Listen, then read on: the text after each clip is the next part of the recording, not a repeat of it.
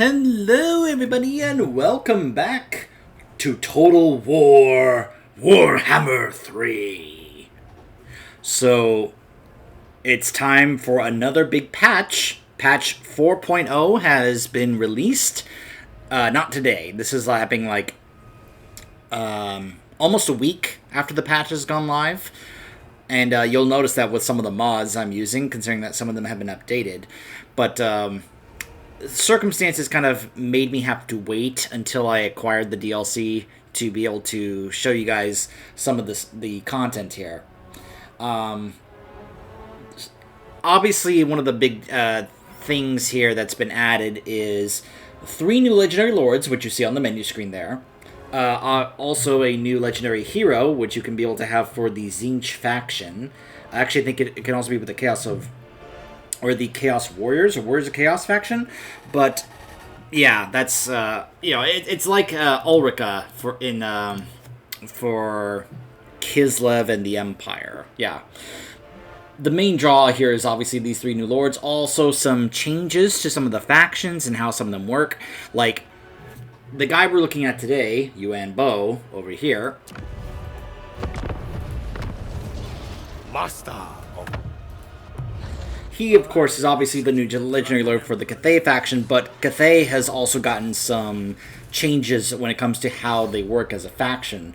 For one thing, I believe the way that yin and yang work is a little different, and for him, the compass is also going to be different as well, considering how he's kind of supposed to play. So, I like this idea that if we're going to keep adding lords for the Cathay, that they're each going to be a different dragon. I don't, obviously, being a novice to the Warhammer lore, I don't know how many dragons there actually are. Amongst his siblings, the Jade Dragon is known as the most skilled manipulator of the winds of magic. For this reason, he leads the Astromancers of the Celestial Court, the only sanctioned wizards of the realm.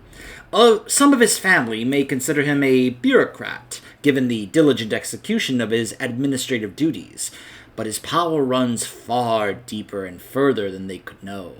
Behind the governors and officials is a vast network of spies and agents at the Jade Dragon's command, allowing him to seek out, identify, and quickly expunge threats to the safety of the provinces.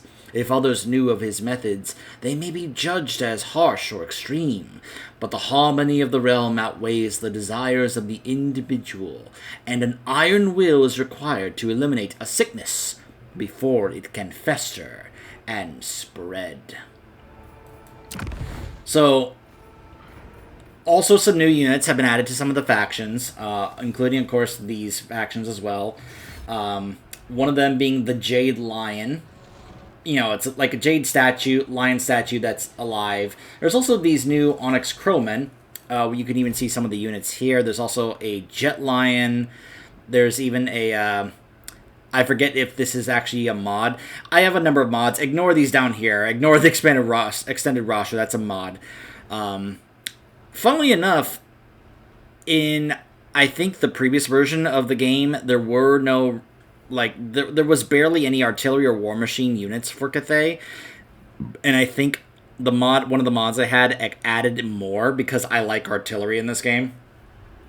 So, anyways, as far as what Yuan does for the faction and himself and his army, all regions are owned by factions that you have trade agreements with are visible. That's something that's been around, I think, for other factions like the High Elves. Diplomatic relations with Cathay is higher, plus 20. Increased research rate for each province capital. More Astromancer capacity, and favored regiment for the Empress Crowmen, which are the Onyx Crowmen. And Winds of Magic reserve capacity, as well as upkeep, are buffed as well. And of course, one of the cool things about him, as you can see, is that during battles, you can have him become this mighty Jade Dragon. So if you liked being able to have Zhao and Miao become their dragon forms in battles, yeah, you'll probably enjoy this one as well. Now, I'm obviously not going to be showing you guys much of the campaigns of these 3 new Legendary Lords. I'm mainly just kind of showing you guys the intro and kind of giving you a brief idea as to some of the changes, as well as, of course, if you're doing this in the Realms of Chaos campaign, like with the Chaos Dwarves, their campaign has nothing to do with that. It's a completely different, separate campaign. So while his brother and sister are over here kind of doing their own thing, at least I assume, yeah, they are siblings. At least I believe they are. Again, I said I'm a novice to the lore. While those two are doing their Realms of Chaos thing, he's doing his own thing. And you'll see why. Also, you'll see that they also have added a new thing here called the AI Stats modifier, where you can either make it harder or easier for yourself. If I crank it up to here, whoa, the AI is going to be much tougher. But if I crank it down here, they'll be much easier. So, the Jade Dragon Architect... Actually, hold on. Let me... Even though it's the female narrator for these new intros, let me do it as the narrator that we know from the campaign. The Jade Dragon, architect of the Dragon Emperor's vision for Grand Cathay, and lord of the Jade Court, is a master of many disciplines: administration, record-keeping, magic, and espionage. From the trade city of Shangwu, he plans the prosperity of the entire realm. But now the time for overt action is at hand. The Dragon Emperor himself has tasked Yuan Bo with fulfilling a centuries-long scheme to ensure Cathay's prominence. This must be attended to personally. No other faithful servant of the Dragon Emperor can be trusted with this undertaking. And so Yuan Bo must step out from the shadows and take to the field. With the accumulated knowledge of the Jade Court, Yuan Bo seeks to realign the celestial compass and secure the safety of Grand Cathay from all dangers, either within or without.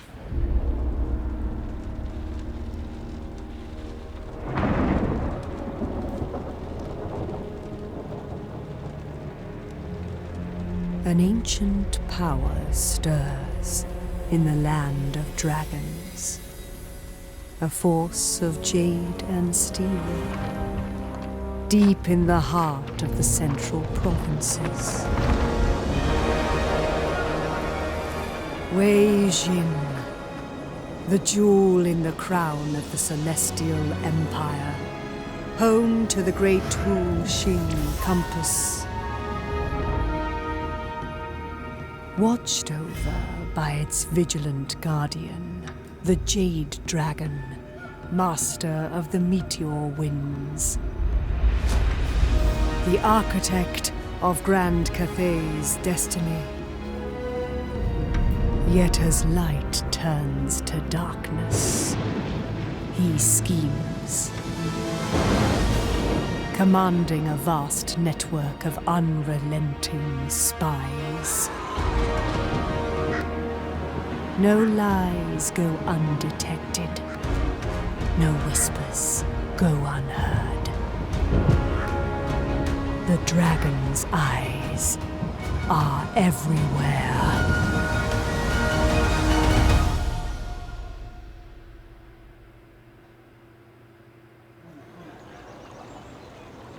Where the rivers meet, Shangwu lies. Yuan Bo has left behind his courtly duties and clandestine methods and taken to the field.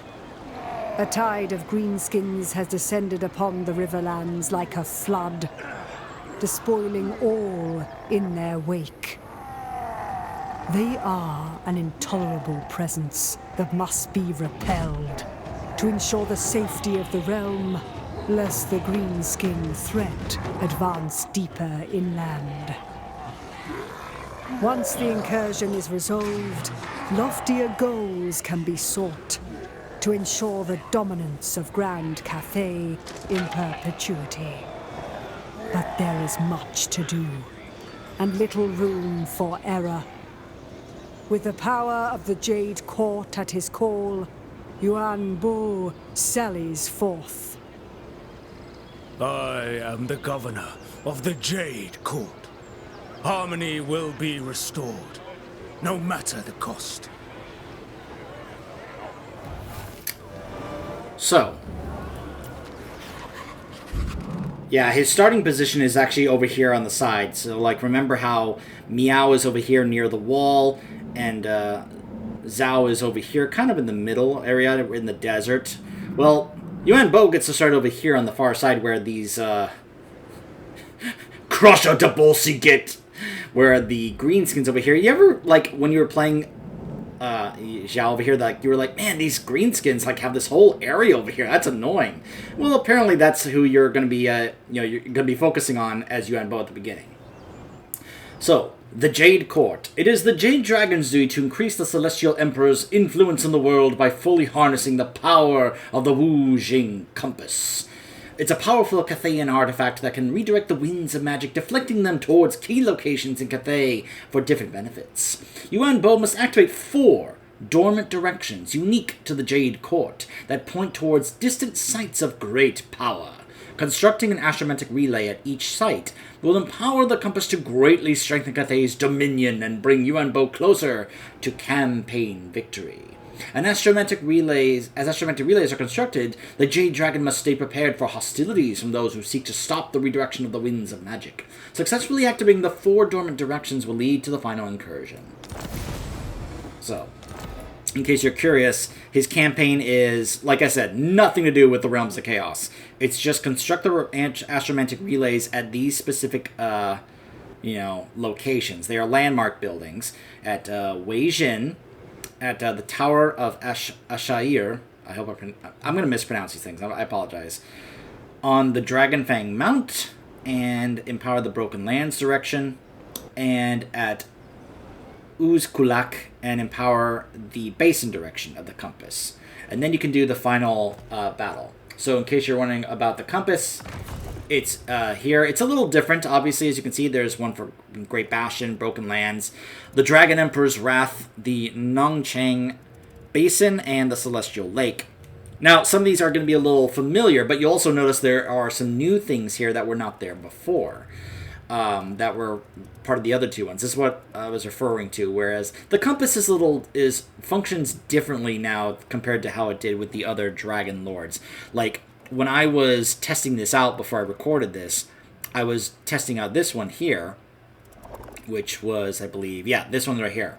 So you would have the direction be set here, and then it would eventually empower this here, called the Dragon Emperor's Wrath, which applies attrition to any armies outside of the Great Bastion for 3 turns. So yeah, kind of nuts. So when the direction is set, you gain that. You also gain the army ability Celestial Intervention, which is in Cathayan-owned regions, you get these abilities here, which looks like ranged explosive damage on a 120-second cooldown for 7, that goes for 7 seconds.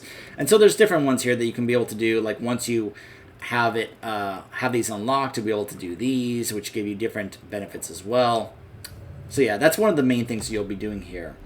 Obviously, the Ivory Road Caravan function is, of course, still here.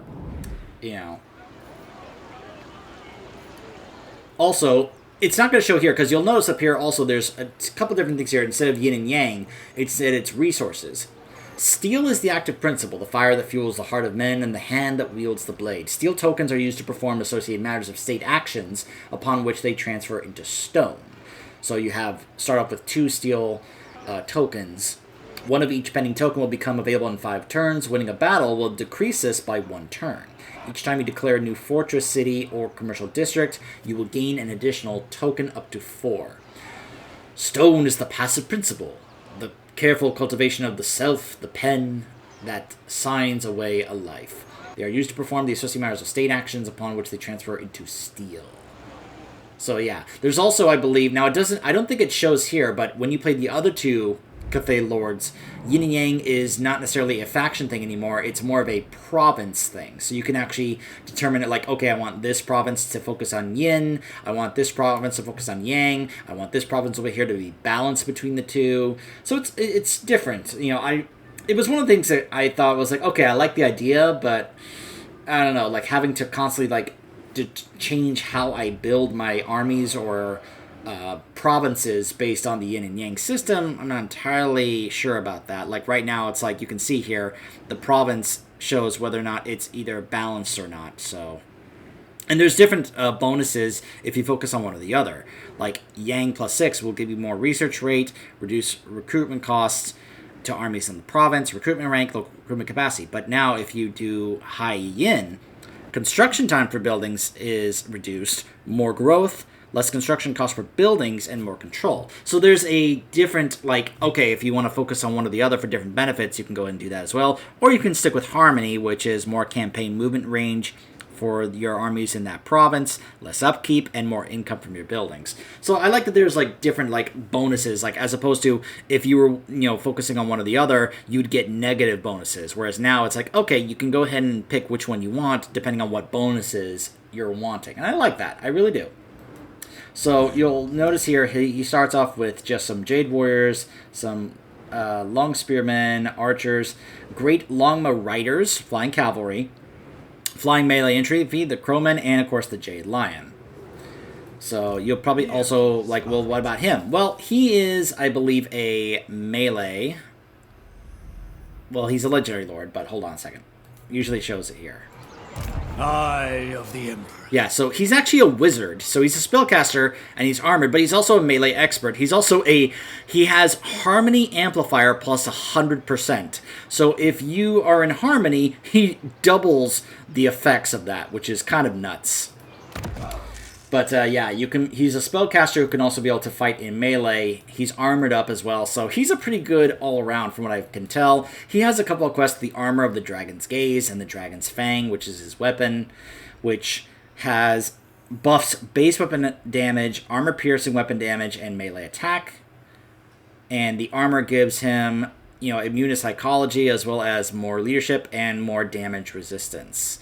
So, yeah, it's, you'll be focusing on that as well. He doesn't have a mount, but then again, he doesn't need to because he becomes a dragon. You've got the transformation of the dragon ability, which has him become a cool dragon. And it's one of the fun things I love about doing the battles in this as Cathay with these legendary lords is being able to have them turn into dragons and just go to town. Like, I much rather prefer just having them as their dragon as opposed to in their visage form here casting spells. I say visage because, I play WoW. I can't help it.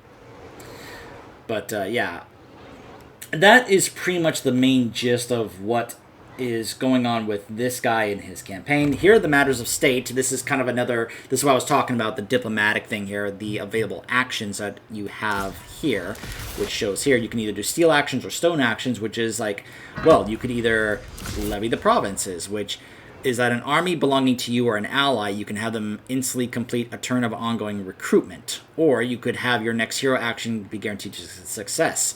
You could target a settlement and have its control and corruption reduced to 0. That could be a good way to deal with rebellions. Like, nope, no disorder there, full control.